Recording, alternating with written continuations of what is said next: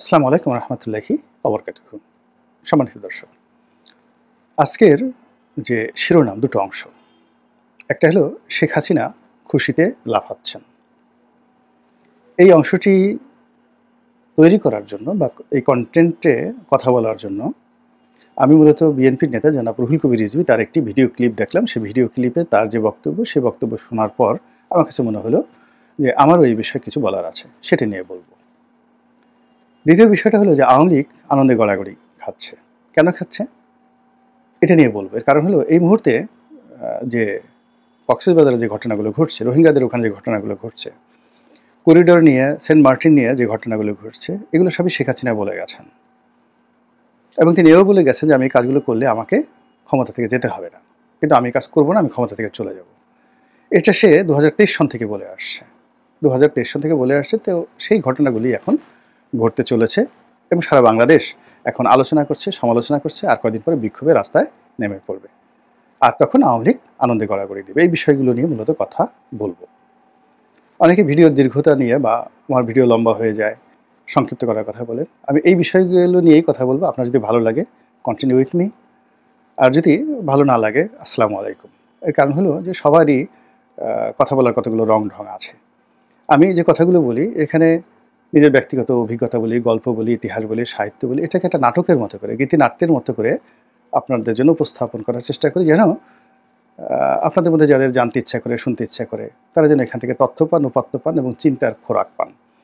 এজন্য আসলে যদি পত্রিকার খবর বলতে যাই বা সাধারণ কোনো ঘটনা বলতে যাই, আসলে ২ মিনিটের বেশি বা ১ মিনিটের বেশি লাগে না। আমি তো প্রথমেই বললাম যে আমি শিরোনামের এই বিষয়গুলো নিয়ে বলতে চাই।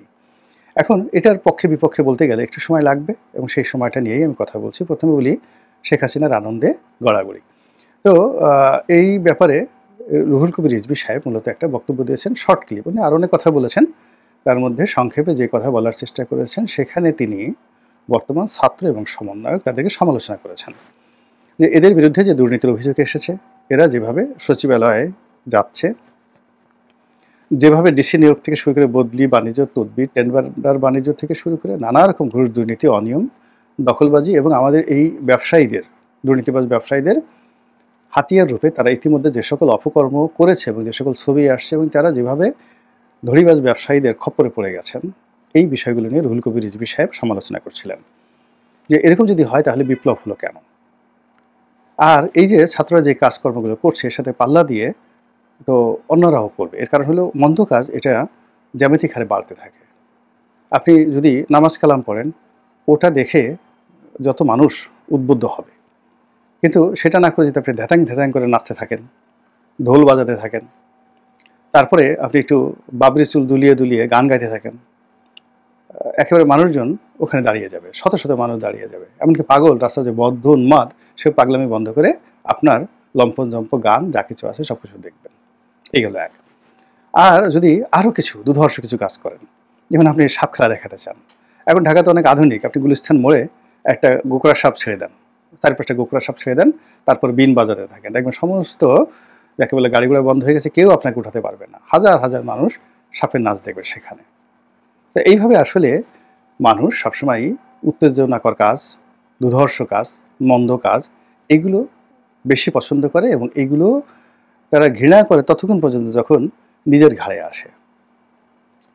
তো সেই দিক থেকে এই যে চাঁদাবাজি যারা শুরু করেছে এই সময়টাতে, কারা শুরু করেছে? তাদেরকে দেখে দেখে আরও অনেকে শুরু করেছে। আর এখন বিএনপির জন্য রীতিমতো বিস্ফোরক হয়ে গেছে। তো তিনি হয়তো তার নিজের দলের লোকদেরকে ওইভাবে বলতে পারেননি বা বলেননি। তিনি তার ক্ষোভটা ঝেড়েছেন সমন্বয়কদের উপর, যারা ছাত্র জনতা নামে এখন মন্দ কাজের ভাগিদার হয়ে পড়েছে। তো তিনি সে কথা বলতে গিয়ে বলেছেন যে শেখ হাসিনা এই ঘটনাগুলো যখন শুনছেন, তিনি তো আনন্দে লাফাচ্ছেন, ডিগবাজি দিচ্ছেন, তিড়িং বিড়িং করে লাফাচ্ছেন। এর কারণ হলো যে এই কাজগুলো তো ছাত্রলীগ করেনি। ছাত্রলীগ ক্যাম্পাসে মাস্তানি করেছে, নীলখাতে চাঁদাবাজি করেছে, তারপরে অন্য অন্য এলাকাতে চাঁদাবাজি করেছে, ফুটপাথে চাঁদাবাজি করেছে, কিন্তু সচিবালয়ে ছাত্রলীগ ঢুকে মাস্তানি করেছে এই ঘটনা তো আমরা শুনিনি কখনো। ছাত্রলীগের প্রেসিডেন্ট, সেক্রেটারি, বাংলাদেশের যেখানে সবচেয়ে বড় সংগঠন, ২০ লাখ থেকে ৩০ লাখ ছাত্রের একটা সংগঠন, সেখানে ছাত্রলীগের সভাপতি মানে বিশাল ব্যাপার। তো তাকে তো তখন কোনো গ্রুপ অফ কোম্পানি যেটা গাড়ি দেয়নি উপহার, কিংবা সাদ্দামের বিকাশে কেউ তো বা রব্বানির বিকাশে কেউ 50,000 টাকা দিয়েছে, এরকম ঘটনা তো আমরা শুনিনি কখনো। তারা চাঁদাবাজি করেছে, সব কিছু করেছে, টেন্ডারবাজি করেছে, এটা অস্বীকার করার উপায় নেই। কিন্তু এখন যে কাজগুলো হচ্ছে এটা তো খুবই ম্যাটিকুলাস, একেবারে সিস্টেমেটিক ওয়েতে। একটা ছাত্র সে গিয়ে একজন ডিসি লেভেলের কর্মকর্তাকে তদবির করছেন বদলি করার জন্য, এবং এটা হচ্ছে। আর একজন ডিসি তাকে টাকা দিচ্ছে যে তুমি এটা করাই দাও। এরপর ব্ল্যাঙ্ক চেক হচ্ছে, সেখানে কত কোটি টাকার একটা চেকের কথা উঠলো, এবং এর সাথে একেবারে সচিব পর্যায়ের কর্মকর্তাদের দুর্নীতির সংযোগ আসছে। এটা তো শেখ হাসিনার জামানাতে হয়নি। এটাই রুহুল কবির রিজভী সাহেব বলার চেষ্টা করেছেন। এবং এখন আমি তার সঙ্গে যদি আরও কিছু যোগ করি, যে শেখ হাসিনার খুশির অনেকগুলো কারণ আছে। যে তিনি যে কাজগুলো করেছেন এই সময়টাতে, যেমন দেখেন আদানির সাথে বিদ্যুৎ চুক্তি হয়েছে, আমরা সবাই গালাগাল করেছি। এখন এই সরকার বলতে বাধ্য হচ্ছে যে না, ওটা সঠিক আছে। আমরা রিজার্ভ পুরো খেয়ে ফেলেছে, শেখ হাসিনা রিজার্ভ দিয়ে দেশ চলবে না, খুব খারাপ। এখন এই সরকারের লোকজন বলছে যে ইকোনমি যত খারাপ মনে করা হচ্ছিল তত খারাপ না, ইকোনমি ভালো আছে, রিজার্ভ ভালো আছে, সব কিছু ঠিকঠাক আছে, ঠিকঠাক রেখে গেছে। তাহলে বলেন তো শেখ হাসিনা একটু যদি রবীন্দ্রসঙ্গীত গায়, আমারও পরানো যাহা চায়, আপনি তাকে বকা দিতে পারবেন বলেন? সে যে তু চিজ বড়িয়ে হায় মাস্ত মাস্ত, এই যে কথাগুলো সে গানগুলো গাচ্ছে মনের আনন্দে, কেন গান গাচ্ছে? বিকজ এই সময়টিতে এসে এখনো পর্যন্ত পদ্মা সেতুতে যে দুর্নীতি হয়েছে, মেট্রো রেলের দুর্নীতি হয়েছে, আপনি পদ্মা সেতুতে যাচ্ছেন, মেট্রো রেলে দুর্নীতি হচ্ছে, তারপরে রূপপুর পারমাণবিক কেন্দ্র থেকে মানে 1,10,000 কোটি টাকার প্রকল্প থেকে শেখ হাসিনা তার পরিবার 70,000 কোটি টাকা চুরি করে নিয়ে গেছে। এই কথা তো আমরা বলেছি, কিন্তু কই? এগুলো প্রমাণ লাগবে না? এগুলো বিশ্বাস করতে হবে না? কিন্তু এগুলো তো আমরা এখন প্রমাণ দিতে পারছি না। বরং উল্টো পদ্মা সেতু দিয়ে যাচ্ছি, মেট্রো রেল চলছে, এক্সপ্রেসওয়েতে যখন প্রতিদিন লাখ লাখ মানুষ যাচ্ছে, গাড়ি যাচ্ছে। আপনি দেখেন তো কুড়িল বিশ্ব রোড থেকে শুরু করে এসে যখন আপনি মগবাজারে এসে এক্সপ্রেসওয়েতে নামেন গাড়িতে করে, আল্লাহর রাস্তে বলেন তো, খোদার কসম করে বলেন, আপনি কি তখন ডক্টর ইউনূসের কথা মনে করেন, বেগম খালেদা জিয়ার কথা মনে করেন, তারেক জিয়ার কথা মনে করেন, না শেখ হাসিনার কথা মনে করেন? একবার একটু চিন্তা করেন তো। আপনি যখন মেট্রো রেলে বসেন, মেট্রো রেলে বসে কি আপনি হিলারি ক্লিন্টনের কথা চিন্তা করেন, বারাক ওবামার কথা চিন্তা করেন, বা ডক্টর ইউনূসের যে স্বাস্থ্য উপদেষ্টা নূরজাহান বেগম, অথবা তার যে ব্যক্তিগত সচিব আছেন, আরেক সুন্দরী মহিলা আছেন, ভদ্রমহিলা, তো ওনার কথা কি আপনার মনে হয়, বা ওনার প্রেস সচিবের কথা মনে হয়, নাকি শেখ হাসিনার কথা মনে হয়? আপনি একটু চিন্তা করেন অবস্থা।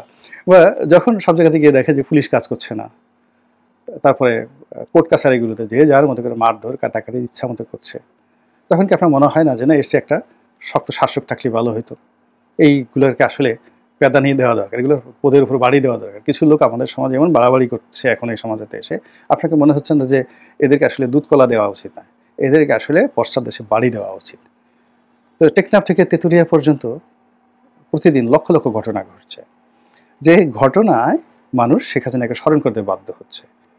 একেবারে দেখা গেল গ্রামের একেবারে সাধারণ একটা ছেলে এসে যে জুলুম অত্যাচার করতেছে, দোকান বন্ধ করে দিচ্ছে, আগুন ধরায় দিচ্ছে, শিক্ষককে পদত্যাগ করাচ্ছে, কলেজ স্কুল কলেজের লেখাপড়া সব শেষ, ড্যাম, সব কিছু মানে কি সে কীভাবে চলছে, পুরো রাস্তা দখল করে যেখানে সেখানে ব্লক হচ্ছে, যেখানে সেখানে অবরোধ হচ্ছে, ব্যাটারির মানে ব্যাটারি রিক্সা চালক তাদের ভয়ে মানে কি বলবো, মানে থরথর করে পুলিশের বড় বড় কর্তারা কাঁপছে, গার্মেন্টসের কর্মীরা রাস্তায় নেমে তারা পুলিশ আর্মির একজন ব্রিগেডিয়ারের গাড়ি পুড়িয়ে দিচ্ছে।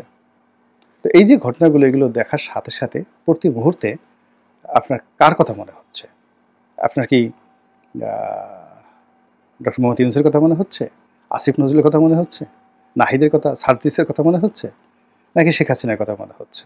আর এটা আপনার এই যে মনের যে কথাগুলো, এটা যদি শেখ হাসিনা টের পেয়ে যায় যে তাকে কেউ স্মরণ করছে, সে কি খুশিতে একটু লাখ পাবে না?